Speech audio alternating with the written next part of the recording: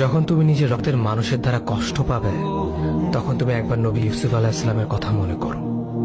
তিনি কিভাবে নিজের ভাইয়ের দ্বারা প্রতারিত হয়েছিল। যখন তোমার বাবা মা না বোঝে তোমার বিরুদ্ধাচরণ করে, তখন নবী ইব্রাহিম আলাইহিস সালামের কথা মনে করো। তার বাবা তাকে আগুনে নিক্ষেপ করায় ভূমিকা রেখেছিল। যখন তুমি সমস্যা থেকে পরিত্রাণের জন্য কোনো পথ পাবে না, তখন ইউনুস আলাইহিস সালামের কথা ভেবো। তিনি কতটা সময় তিমি মাছের পেটে আটকা পড়েছিল। যখন তোমার নামে কেউ মিথ্যা অপবাদ ছড়িয়ে দেবে, তখন মা আয়েশা রাদিয়াল্লাহু আনহার কথা মনে করো। তার নামে পুরো শহর জুড়ে কুৎসা রচনা করা হয়েছিল।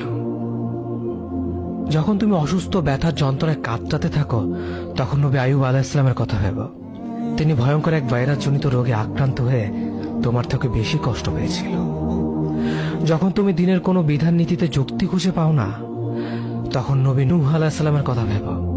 তিনি কোনো প্রশ্ন ছাড়াই মরুভূমিতে নৌকা তৈরি করেছিল।